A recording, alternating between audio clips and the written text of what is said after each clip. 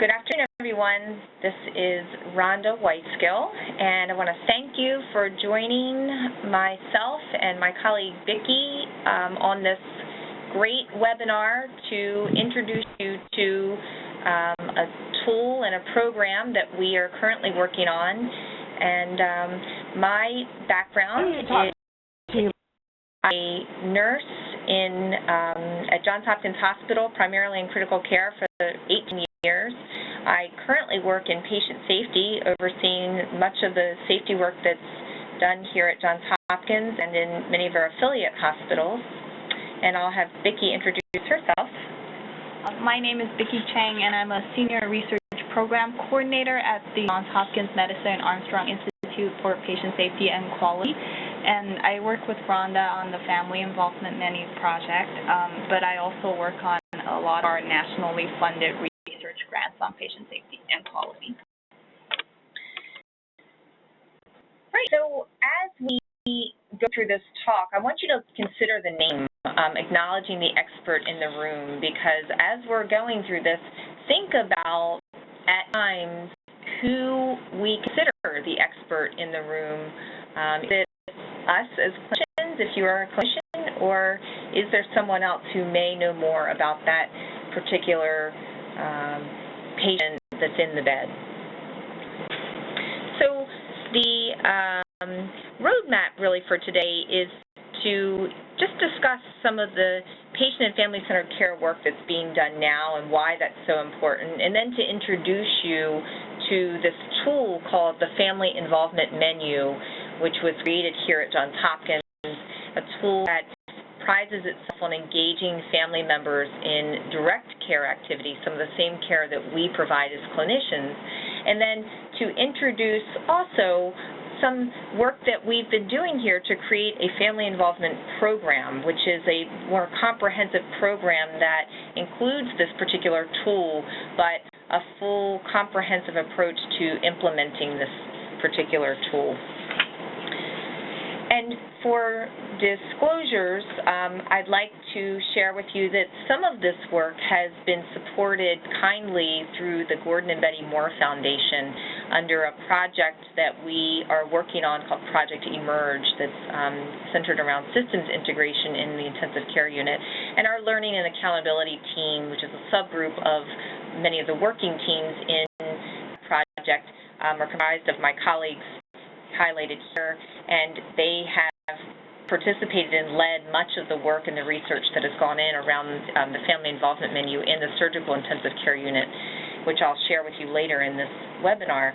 As well, I'd like to acknowledge that this tool, the family involvement menu, was given the prized Family-Centered Innovation Award for 2014-2015 by the Society of Critical Care Medicine, and could not have done that without the colleagues of mine in the Weinberg Intensive Care Unit who helped create this tool and implement it in its original form.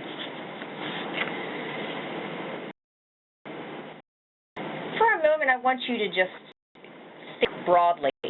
Think about the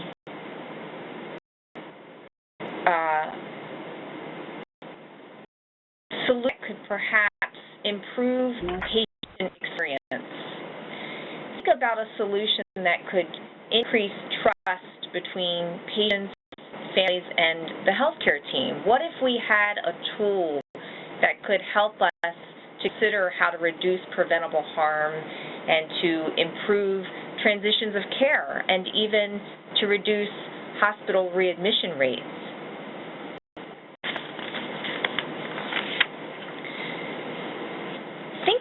Also, at the time when you were visiting a loved one in the hospital, get yourself in the place where you were the family member in the room or of the person that you loved, and what kinds of things did you do while you were there? Did you read a newspaper in the corner? Did you pull out your iPad and search the internet? Did you sit quietly wishing that someone would have considered asking you to help to be a part of the care? What did you want to do? What kinds of things did you want to help with? What if that nurse had invited you in? There was a time many years ago when my mom was sick, and she was in the hospital in a intensive care unit unexpectedly. She went in to have a gastric ulcer removed, and things went terribly wrong, and she ended up in the intensive care unit at this small community hospital. And I was a nurse at the time, a rather new nurse, but nonetheless I knew about intensive care and critical care, and I wanted to be able to help. So you can imagine how upset I was when I was told that I couldn't come in to visit my mom because it wasn't visiting hours, and this hospital didn't have open visitation, and that when I could come in, I could only stay for 15 minutes at a time. So in that brief period of time when I went in to visit my mom, I immediately went to her bedside and began to brush her hair over to the side that I know she likes it parted on. And the nurse asked me to step away from the bed, that I wasn't allowed to touch my mom, that I should actually leave her alone because I agitate her and cause her to pull out a tube or for her blood pressure to go up. And I was mortified. I thought to myself, that's not going to happen. I'm not going to hurt my mom by touching her. As a matter of fact, she's going to feel so much better if she knows that I'm here. And then I noticed that her lips were chapped and her mouth was very dry, and I went to grab for the chapstick that I knew she would want. And the nurse again told me I was not allowed to be a part of care, that I wasn't allowed to do things. And I told her, don't you know I'm a nurse? I'm a nurse at Johns Hopkins Hospital. I know what I'm doing. And they dived and said it was their policy. And so what ended up being at the end of my mother's life was not allowed to be a part of her care. And that was heartening for me to think that these same colleagues, nursing colleagues of my own, could not flex and bend or consider rules that could help me to feel closer to my mom at what ended up being the end of her life. And so I realized that those strengths that were part of policies in that organization were also the same ones that were part of the organization where I was working. And I came back to work sometime after that and looked at this gentleman who was sitting in the corner of an ICU patient that I was taking care of, and he was reading the newspaper. And I thought to myself, I'm doing the same thing to him that was done to me. So that was the impetus for change. I looked over at him and I said, I'm about to turn your wife, and I was just thinking, would you like to rub her back while I turn her? I bet it would make her feel good. And I bet she would rather have you touch her than to have me touch her. And he looked at me surprised and said, I would love that, and I know she would too. And so when we think about why this matters, why including family members as part of the healthcare team matters, we know that the literature tells us so much of what we already know, that psychological and physical health are very dependent upon family interactions. And we know that especially for intensive care patients, where a lot of this work has been done, that patients require critical, complex decision-making. Family involvement can really have a positive influence on important patient outcomes. And we also know from the literature that many hospitals already encourage and support family involvement based on what the family is comfortable with, but they're not necessarily engaging them in formal ways. We know from a healthcare professional's perspective that we have all, in your organizations and mine, worked so hard to build strong teams in healthcare. Many of you certainly have, through training tools and programs, um, like team steps, have worked to move your teamwork into great places, and that's really affecting the outcomes of your patients. How can we move that bar? How can we continue to extend that team, adding new expert members, thinking of family members as part of that expert team? Healthcare members really pride ourselves on delivering care in a way that is professional and at the top of our practice, but considering new ways to partner and share in care delivery, forming that extended team through family engagement, it's something that we should consider. And if there are others who can do some of the tasks that we are performing, such as oral care or assisting with ambulation with us while improving outcomes, then we should do this. So when you think about, how important it is, and many folks have reached out to me to say, we've heard about this family involvement menu, and could you please send us the tool? It's important for us to really think about where you are on your journey at your organization related to pain and family-centered care. It's important to understand if your organization is committed to new efforts to engage patients and families in care, and that this isn't necessarily everyone's priority, so understanding readiness is really key to engagement. I can tell you when I began this work in my unit, it was at the top of my priority list. It was very, very important to me, and I knew that there was organizational interest around patient family-centered care, but I knew that it wasn't necessarily going to be at the top of everyone else's list of priorities. So I had to tread lightly on this shift, this cultural change that I was about to embark upon with a new idea of a new way to engage family members. I also happen to know, though, that the unit where I was working in and had helped open many years prior was deeply rooted in family-centered care. And we had a nurse manager who was a steadfast leader in this work. She said from the moment that we opened that brand new ICU in the year 2000 that everything we did was going to be centered around the importance of bringing the family in as part of feeling like the healthcare team. So I knew that I had the kind of leadership support, at least my unit, to take on a project such as the family involvement menu. So this is the timeline that I was looking at. When I ask you to think about your own journey, it's just about considering what kind of projects or tools or processes that you have already embarked upon or implemented in your very own areas. We, as mentioned, opened up this particular ICU in the year 2000, and it took us a number of years to really understand how important visitation was. And by inviting family members to be a part of daily rounds and including them if they would like to be during code situations or emergency situations. And you can see we implemented a few other projects that were very patient and family-centered. But most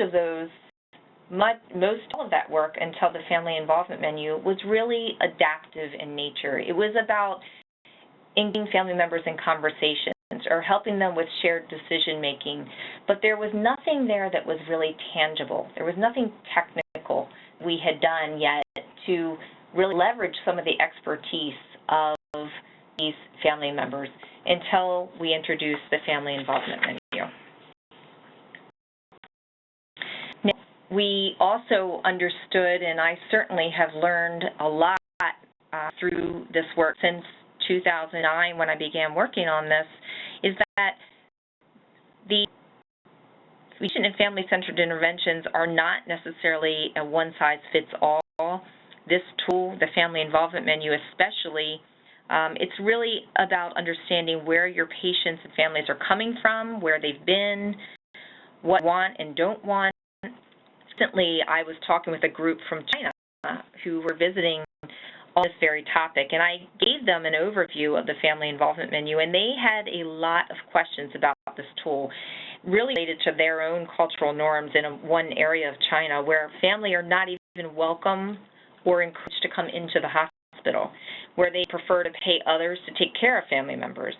And that was very insightful for me to understand that we have to respect the cultural norms and realize that, again, this is not a one-size-fits-all intervention versus a drastic contrast where I was taking care of a Latino family when I was clinically based, and the expectation was that the family was directly a part of care every day, and that we were, in fact, the experts in the room of this chronically ill mother who they had been helping to take care of at home for many, many years. So think of patients that you cared for and how important it was to learn what is expected of as part of their own culture. And too often we expect family members to adapt to our own rigid policies and take away that very inherent caretaking that perhaps has been such an important part of not only that family member's life, but that patient's life as well. And this is the family involvement menu, a very simple tool that was created in the Weinberg Intensive Care Unit where I worked that really came out of this own personal experience of my own. And I recognized that there was this unmet need within not only my own life, but in the lives of many family members who I was helping to provide care for their loved one. And this tool came out through understanding the needs of our clinicians and our patients and families who were in the Weinberg ICU.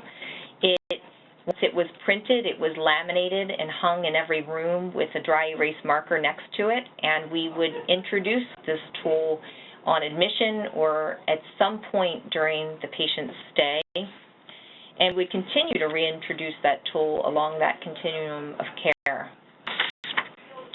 The development of the menu was, in fact, research when I didn't even realize I was doing research. I was merely going around and talking with nurses and asking them questions like, do you ever invite families to help you with any of the care you provide? And not, why not? And if you do, what kinds of things do you ask them to help with? And how comfortable are you with having family member present and actively engaged in some of that care? And I asked family members some of the same questions. I asked them, have you ever really helped with any of the care that you see the nurse providing? And if not, why not? And would you be interested in doing that? And what kinds of things would you be interested in? I had very rich information that I now recognize as true now that I am more involved in research. I took data and I paired it up with an exercise to be able to engage nurses in this idea of include family members. And I did this through an empathy exercise, and it was very profound what they were able to envision for themselves once I put them in the place of the patient. And I fed all of this information back to our nurses as part of the engagement strategy, and we then to educate the staff and help them understand that those items on this menu, on this green laminated piece of paper that was hanging in the room, came from them. It was things that they said they would like to see nurses or families help with, and it was things that families said they wanted to help with, and that we didn't pretend that this list was going to not change. Once we learned more about what was working and not working, we would change it based on their feedback. So we implemented that, and it's being used now in that ICU and is being spread in other areas of the organization as well as outside of the organization. I mentioned that some of this work was being funded through the Gordon Betty Moore Foundation, what you saw, what I just introduced, the Family Involvement Menu, is a tool that was created without really an understanding of how large the need was, that unmet need was, but we certainly do now. And through a project called Project Emerge, which is really based on integrating systems in one intensive care unit at Johns Hopkins, we are doing interoperability so that we can begin to better understand workflows through use of some technology, pairing a clinician portal with a patient family portal. This particular family involvement menu has been created in a technology format that I'll introduce here. So if you were a family member of a loved one in the hospital, you handed in this particular research project an iPad in the surgical ICU. And you could choose, once you went into the family portal, the family involvement menu, which is highlighted here. You could click on the activity menu that would then take you to that menu of options.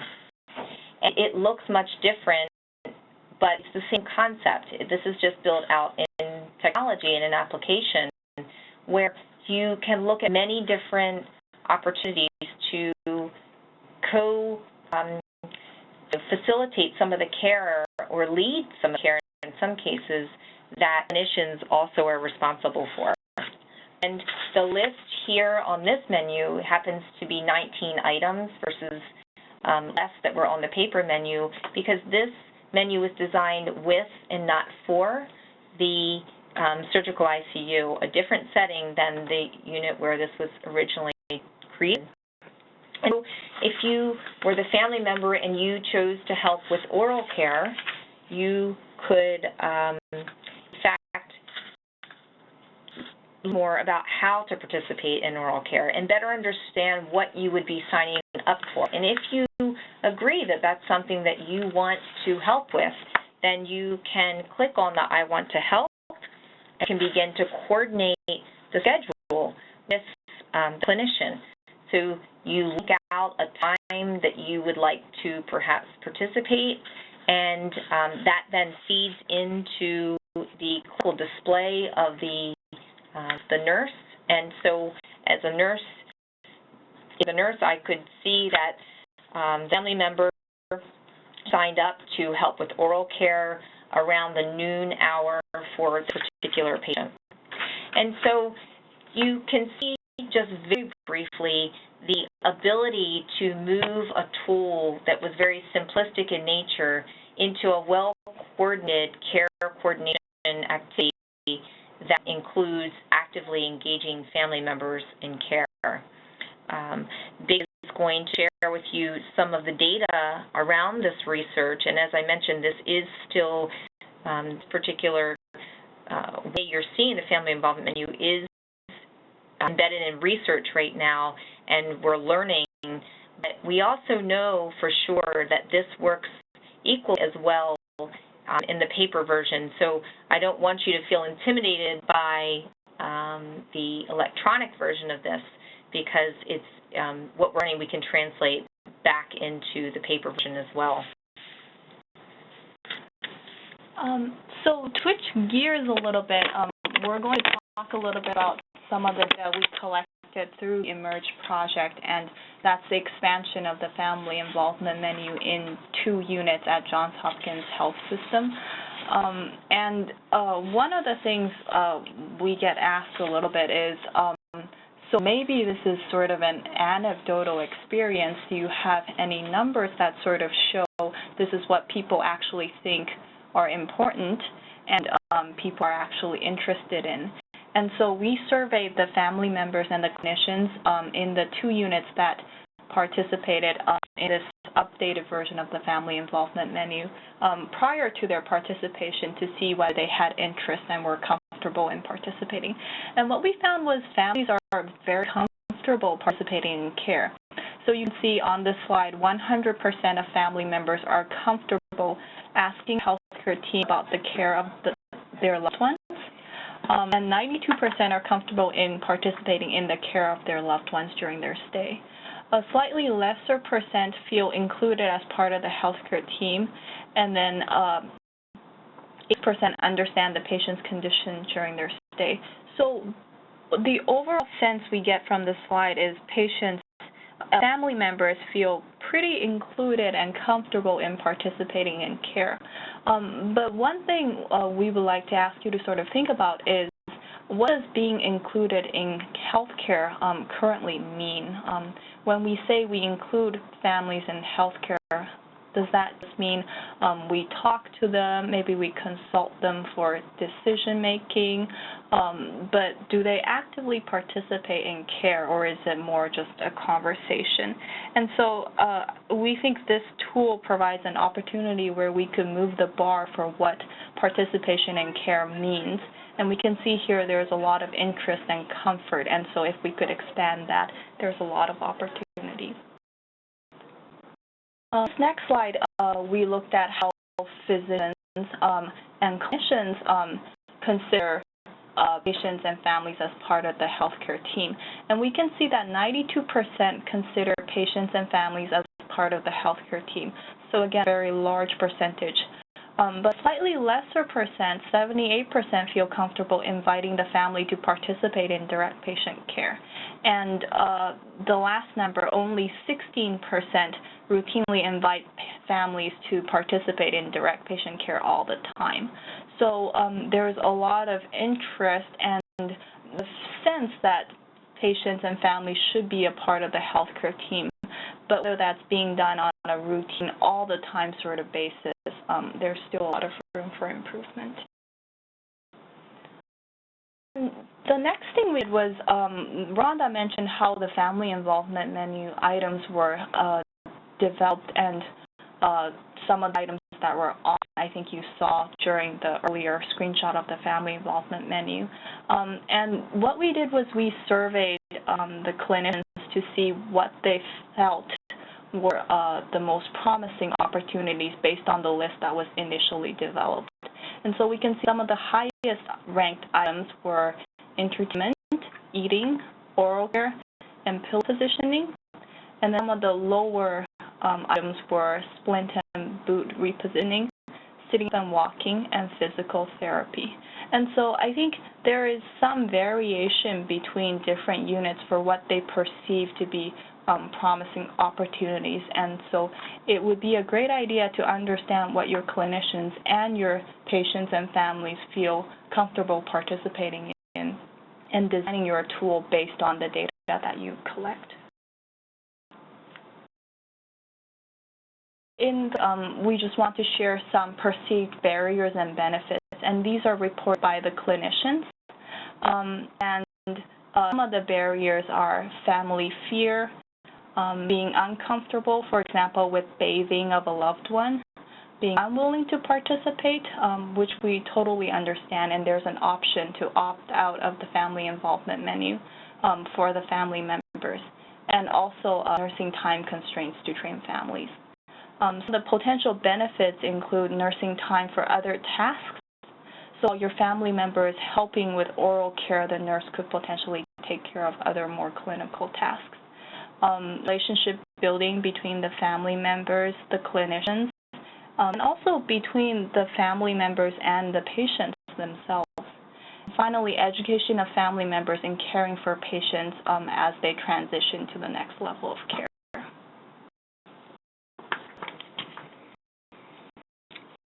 So I think for us to just stop for a minute and highlight the fact that although much of this work has been done and developed and researched in the intensive care setting, probably because that's my background, it is not limited to the intensive care setting or critical care. We are currently implementing this particular, on the paper version, in a surgical oncology inpatient unit, which has different considerations than just a regular med-surg patient area, where family members are much more involved in the care and how how does this tool work there. So we're learning a lot through our current research. And as I mentioned prior, many people and individuals have contacted me and asked me to just send them the menu, and I always say it's just not about the menu.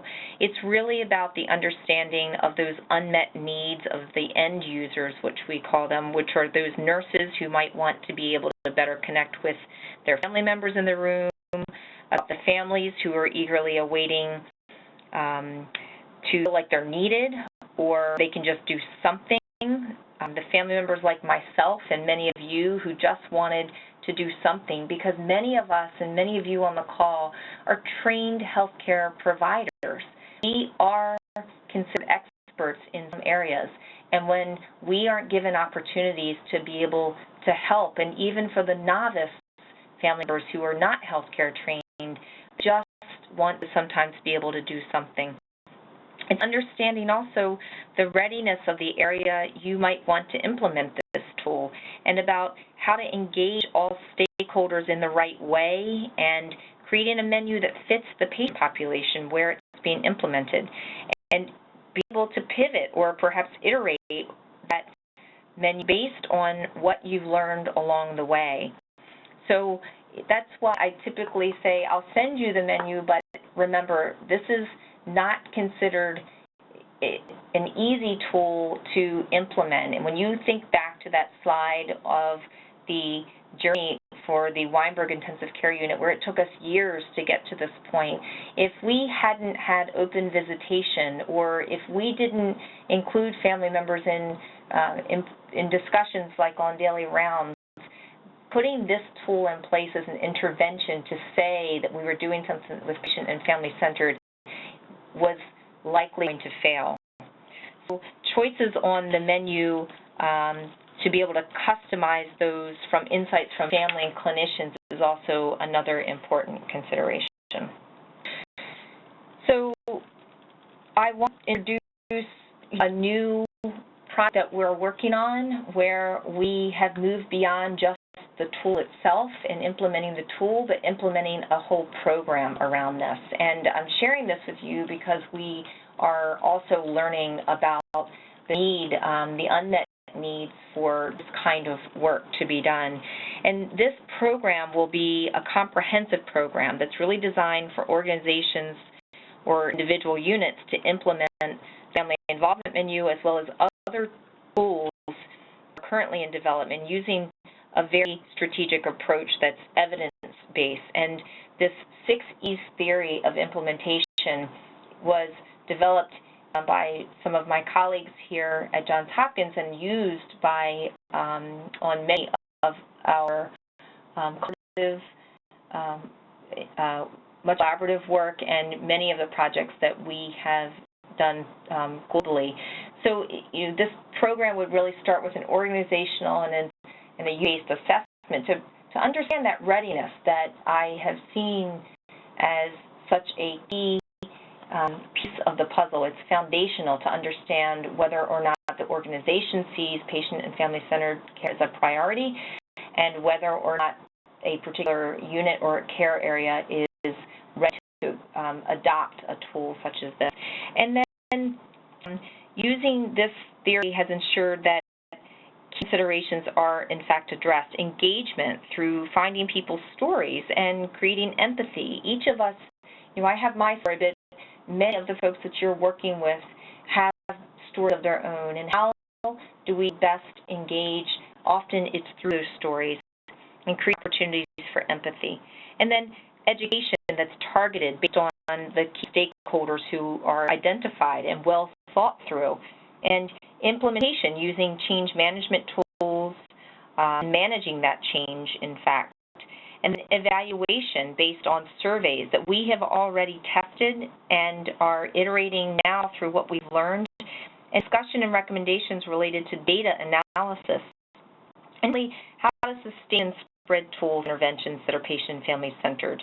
Many new processes and tools often fail, and many of you know this, due to lack of careful consideration of sustainability in the early stages of development, and not considering that as equally important as engagement. So phase one of this particular development of this program is think about how my team go out and consult with teams here at Johns Hopkins Hospital and elsewhere to help learn more about these tools and the training needs, and then hosting workshops and being able to be available for on-site consulting, and then hosting web training such as this, virtual coaching, and giving others access to subject matter experts who are currently working on the involvement program. And phase two will be to continue to build out an application for a technology solution as well, and deployment of that particular solution. So as we learn more through Project Emerge, we know better how to coordinate care so that not only are the family members able to choose items, but that again has that interoperability component where it's feeding into the clinical display and the nurses are only engaged in conversations but seeing that information populated into their clinical display. So, what would interest you if you were a senior leader? This work we know is very important to perhaps affect HCAHPS scores and PRESS scores, and as well as employee engagement. How could you perhaps think about engaging your leadership with this particular tool or an entire program? What else could we perhaps envision together? I asked you in a very early slide to imagine if we had a solution that could affect preventable harm or the patient experience or trust or transitions of care or readmissions. Well, this particular tool and program has the potential to do that. For development of this would come through opportunities to learn from you and your colleagues.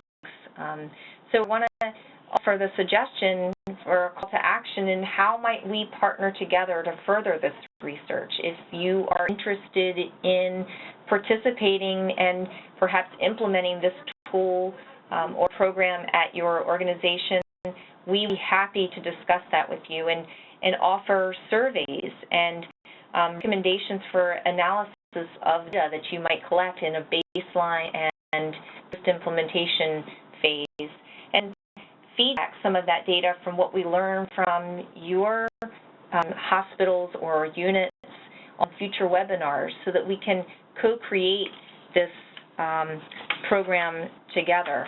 And so if you are interested in learn more about how we could possibly work together, I would suggest that you could email the AI Learning website. You could certainly email, and I think Vicky's going to put that up now, and we'll respond with what our steps are. But so that's really the close of the webinar, and I would be happy to take any questions, or Vicki, any questions related to some of the research in chat. So we'll go ahead and start answering some of the chat questions, and then we'll open up the lines for discussion. We have one question: if family members are not available, can we use volunteers to help? So that's certainly something that has not come up here in the work that we've done, having volunteers rather than family members participate. I think that's something to explore, and would they need to go through the volunteer office at your organization?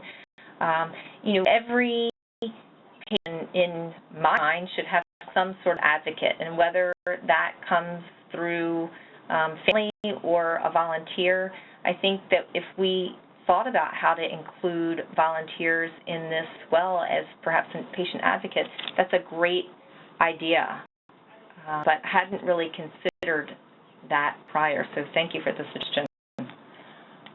We also had a question, do you find if there is cognitive impairment on the part of the patient, the family is more or less engaged? So, interesting because much of this work was done in the intensive care unit. So many of our patients were paralyzed and sedated, and in some cases in a full coma. Family members it's variable. They were engaged in the idea but nervous to participate until they began to do something. And I often saw the family members kind of come up to the bed and say they wanted to help with perhaps oral care. And in oral care, it could be an intubated or a non-intubated patient. But in this case, in our ICU, we actually engage family members in oral care in intubated patients. So the family member would be so worried about waking the patient up or pulling out a tube. And it was really the reassurance from the nurse who was able to help the family member understand that we weren't going to set them up to cause harm to the patient, but through these little acts of direct care that they could perhaps make the patient feel even better. And so really the cognitive impairment, I can't say was, we didn't measure that per se, but we just a spectrum of involvement, whether patients were intensive care or non-intensive care. But that would be an interesting question to look at for research. What happens if the loved one codes? So we actually allow our family members in some of our care areas here at Hopkins to be present during emergent or code situations. We don't, at this point, allow them to actively be involved in those codes. So if I were an expert critical nurse and my loved one coded, I wouldn't be the person who would be allowed to participate in that code. So we haven't drawn guidelines around that, but as I mentioned, in some areas, family members are allowed to be present and actually engaged in a discussion kind of way with patients. And then, are you finding any limitations with family who may not be comfortable with the electronic mode? Can you back up with paper, perhaps? That's a great question. Someone actually just had this discussion with me the other day. This electronic mode, this iPad that you saw through Project Emerge, I mentioned that if you gave that to my dad and asked to use it, he would look at you like you were crazy and say, no, thank you, I'd rather just not even be involved. So we do have to carefully consider whether or not technology adoption is the norm for everyone, and we know it's not. So building in a redundant way to involve families in this technical way is important. So the printed menu could be the redundancy or the backup plan, if you will, if family members were not engaged in technology. I'm sad to say that my dad is just not, he's not in technology yet, but I hope to get him there because my children are of tech savvy, like I'm sure many of yours are. And then you had the opportunity to survey family or patients on what they perceive as most effective barriers and benefits. And if so, how did those responses compare to clinician perspectives? So that's a good question. When we were designing the family surveys in our second round of the family involvement menu, I think we try to cut down on the questions, so we try to really gauge their interest and comfort level. We did not ask specifically about specific items, but we did gauge that there was a lot of interest. So that would be something that would be really interesting to survey them on, and to compare those responses to what the clinicians thought. In the initial development of the family involvement menu in the Weinberg ICU, Rhonda did interview a lot of patients and families, as well as the clinician side, and sort of collated both sides, their responses. But in terms of surveys, we have not done that very rigorously yet. The FIM affected your HCAP scores? Do patients like the family involvement? We have not measured this against our HCAP scores or any other formal surveys that we do to look at patient satisfaction or family satisfaction, because this has been such a, when I developed this in the Weinberg ICU, we were in a unit where we already had unit-based family satisfaction scores that were already very high. And so one of our opportunities for research is to look at our own HCAP scores and implementation of this menu, and has there been an effect there. So we have not, in fact, done that. That's merely a suggestion that perhaps this tool is an intervention that could affect those numbers. And are the results presented preliminary results, phase 1 results, or final results? I guess the sort of progression of this program has been we developed the program and implemented it in the Weinberg ICU, and got a lot of more anecdotal sort of feedback from that implementation. And then we expanded that to 2 ICUs through the eMERGE project in the Johns Hopkins Health System, and that's when we did the survey for all the numbers that you saw during the presentation. And looking forward, we have a phase 1 and phase 2 of additional development, recognizing that the family involvement menu is not just a menu, but really a program. And so phase 1 and phase 2 of that program development is still in progress. If you were referring to the numbers that you saw during this presentation, they were from the second iteration of the family involvement menu. A lot of people interested in getting the slides and getting the family involvement menu. Will those be posted? Should be able to post those. I just have to work with our marketing team to figure out where, but we can certainly get that posted up on our Armstrong Institute website. And so I would encourage you to check back on the Armstrong Institute website shortly. Not today, but shortly. I don't know exactly the time frame, but I know that there's interest for getting those. So we could send out an email once those are posted to those of you who have registered for the webinar. Oh, great. Okay. And I didn't finish answering that second part of the first question, which was, do patients like the family involvement menu? That's a great question. We are looking at that as part of our research, but I can tell you anecdotally that, in fact, patients do. And we have many patients who have expressed great satisfaction with having the family members help to perform some of this care, saying things that they just feel safer in some particular areas.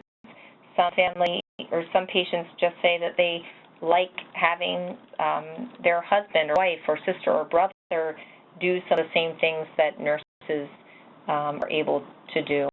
So more anecdotally, but as and Bickey has mentioned, we are still collecting lots of research data on this, so should in a future webinar have more native data for you around that. What feedback did you get and how did you address it? So that question, as well as the next question, which is, do you know if family involvement has any effect on conflict or litigation with the organization? I can address both together because the pushback was twofold. The first pushback was in my very own unit when I wanted to implement this, and I'd already done all of the engagement and interviewing and asking all the right questions, I thought, with our staff. And when it came time to hang this tool in the room, some of the nurses said, oh, wait, no, I don't want to do that. I thought you were just asking about it. And I said, well, wait a second.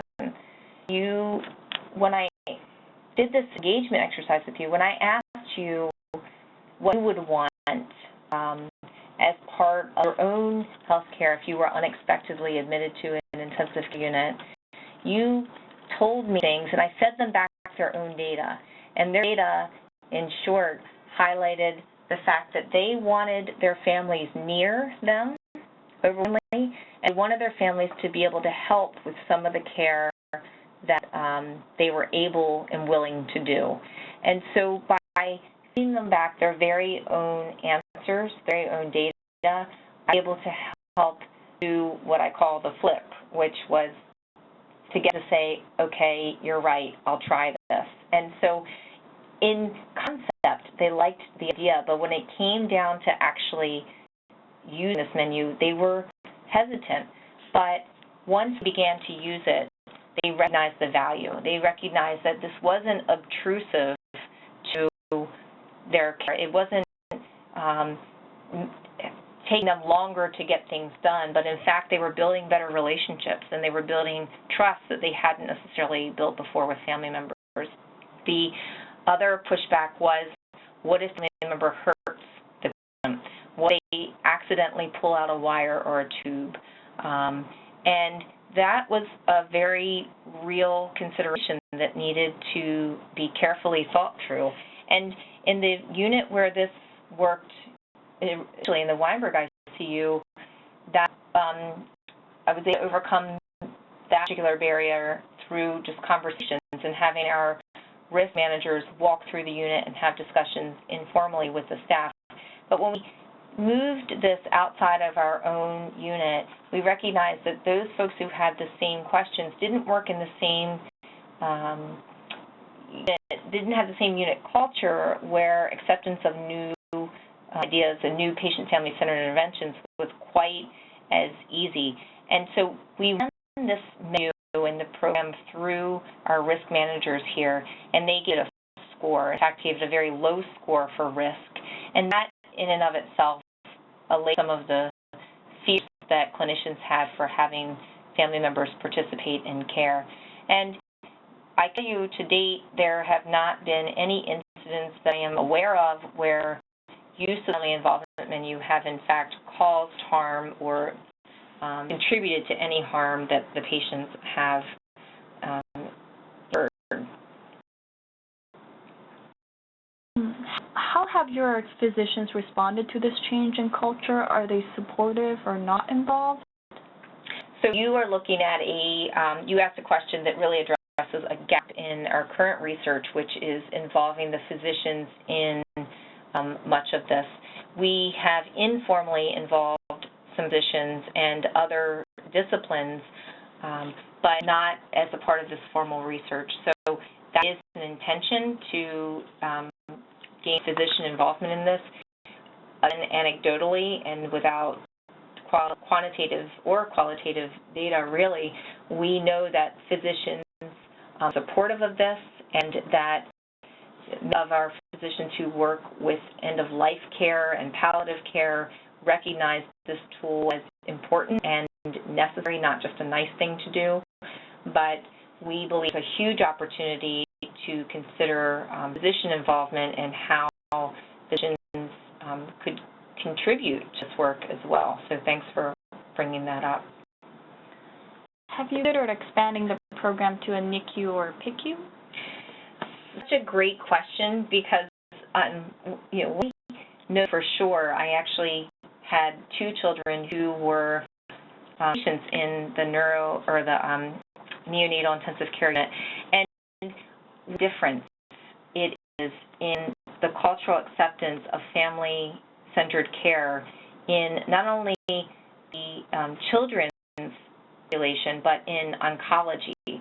I see this stark contrast between children, oncology, and the rest of the world, because it was expectation that as the family member of this little tiny infant in the NICU, that I, as the mom, participated actively in care.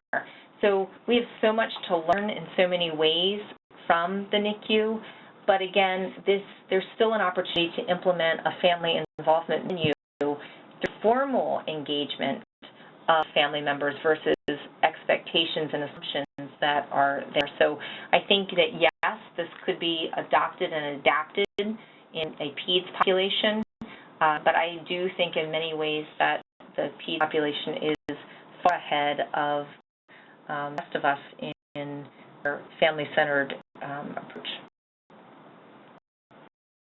Family involvement program require additional nursing staff?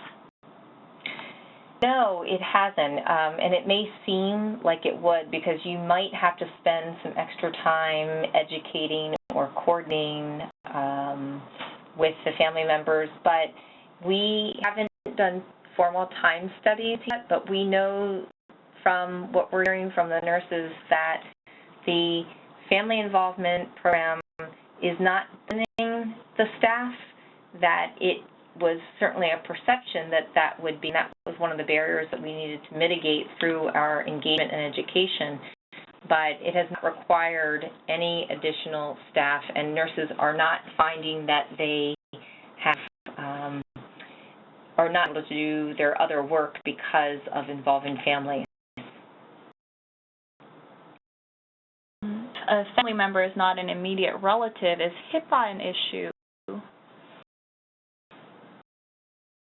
So the family member is not an immediate relative, and the patient is cognizant and aware of the person who's in the room. We have many examples of a close friend who is able to provide that care. So there should be careful considerations, especially among the patients who are not awake and alert, to have a non-family member come in to participate in the family involvement program. But at present, we haven't had any violations based on family involvement program. Do chaplains actively engage in efforts to engage families? So probably another opportunity to really look at and include in our research. So these are great questions. Chaplains really have helped us with some of the discussion and decision making when through engaging families, but not through active participation in direct care activities that we have discussed and listed on the family involvement menu, things like assisting with ambulation and shaving or oral care, but certainly would be interesting to get a chaplain's perspective on continuing to build out this program. So thank you for that. So 2 questions related to documentation. How is care documented, and how do you document the training provided to the family so shift-to-shift nurses are aware that they are already competent to do the task? Great question. So the care documentation, so how do we document when a member participates? So because this work was in the Weinberg ICU in just one unit in our organization, when I started with it, we came up with a creative workaround, as we do as nurses, with how to document this within our clinical documentation system as a generic education, and we would fill in the tasks and take credit for those because that we knew that that was important. As we move into the electronic version, because this is a research project, all of that is captured within this clinical environment on this protected server, and clinicians can still build in to their current, we use POE system here, that those care activities were taught and in fact done by or with family members. And as far as the training provided to the family, we actually came up with and this was designed also with and not for the clinicians. You know, how would they want to communicate that training from shift to shift? And they came up with a document that lived on paper and now is shifting to an electronic version that shows which family members were trained in what and when. So that is a very important piece to consider, because we can't assume that because the sister was taught how to do a task that the mother and the father perhaps understand as well. So that's a great question. Assigned to that patient responsible for the delivery of care provided by the family member on her shift? Yes. So if the nurse is assigned to that patient, then we tell the family members that all of this care is going to get done whether or not you, as the member, opt in for the family involvement menu or not. But if the family member decides they want to help, and I'll keep going back to the example of oral care, and I'm doing oral care 4 times in my 12 hours because maybe the patient's intubated, then I'll, with the family member, would you like to do once or twice or all 4? And we are still responsible for ensuring that the right care is delivered at the right time for that patient. So it does require some due diligence and coordination with the family to ensure that if they said they were going to do the 12 o'clock oral care, that did get done, and that we are able to document that. We still have a lot of to work through with, we can't have family members documenting oral care and that populating our clinical charting because of regulations and security reasons. But I think that we can be creative in our future development of how technology can be leveraged to not only include family members documenting, but to coordinate that care with the clinical environment. Legally liable and must be present for all the care provided.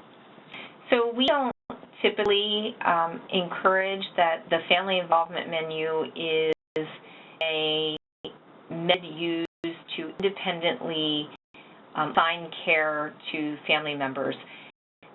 For the most part, these cares are being done while the nurse is still in the room. And that was one of the conditions that we had when we created this, and certainly a lot of the barriers that come up when we talk about spread and putting this menu in other areas. One of the first questions nurses will ask is, how legally liable, and we'll know that all of this care was provided. The nurses that we've worked with, we've encouraged them to coordinate the care with the family members and be present while much of this is being provided. So I certainly understand that there are legal and liable litigation questions around this particular tool, but again, that is why we worked with our risk folks to ensure that they supported this as an intervention. So we are now a few minutes over time. I would love to ask more questions, but I'm respectful of your time. So please follow up with the AI Learning website that's been posted if you have questions or interest in collaboration with this. And I really appreciate your time, and thank you so much for your interest and signing up for this free webinar. We hope to host another one in the not-so-distant future to share even more results with you. Thanks for today's webinar. Thank you.